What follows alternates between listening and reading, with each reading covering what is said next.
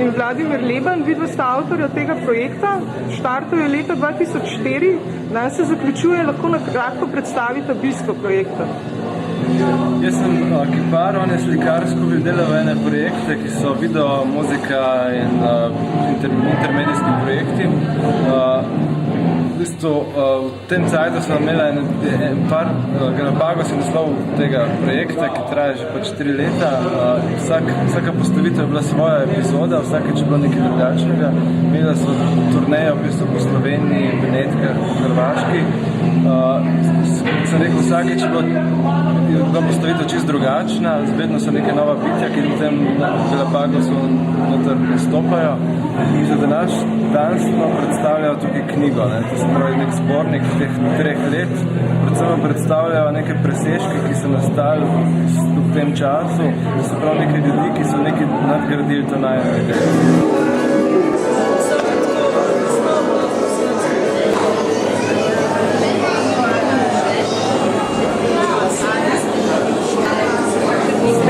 Projektom Galapagos je potekal tudi projekt Animal Tour. Kakšna je razlika med tema dvema projektoma? To je v bistvu dosti podobna stvar, sam da je bil kustos projekta Animal Tour je bil Matevž Logar. Tevž.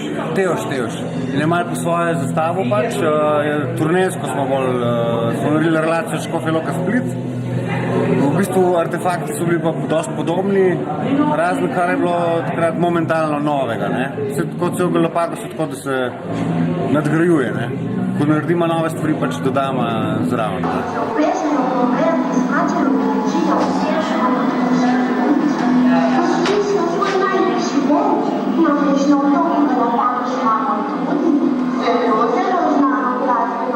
Kako da ste se odločili zaključiti lik s knjigo in performansom?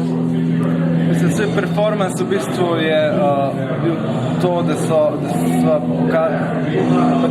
Gregor Gruden, igralec, je prebral te pesmi, ki so nastale v tem času.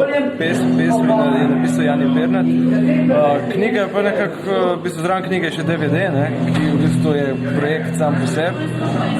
Nekako smo hteli to zaključiti za eno obliko. Smo že cel cajt, v bistvu website aktiven www.galapagos.si.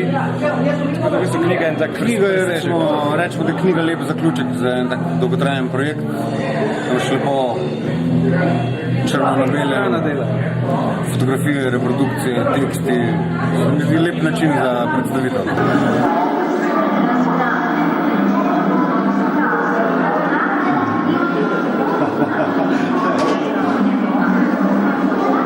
Pa še to, kako vidite Zemljo čez 1000 let? Ne vidimo. Ni prihodnosti to. Ne. Saj jaz ne razmišljam o tem preveč. Ja, sam s tem projektom ste se ukvarjali s to idejo, prihodnost, preteklost. Optimistično ni, če tako pogledaš. Sam kar povem, narava se spreminja, vse se spreminja. Bistvo tega je, da Zemlja ni narejena za človeka. Nekaj že bo. Jaz bi tukaj pripomnil, da v bistvu je narava skoraj neuničljiva. Recimo homo sapiens lahko zgine, ampak življenje pa težko.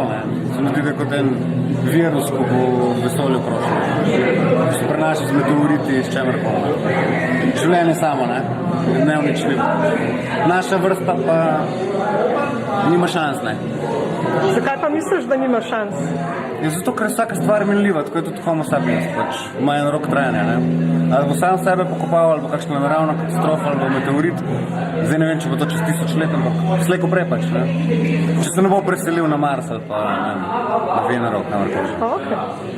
Ja, hvala, Hvala. Pa srečno še naprej, Hvala.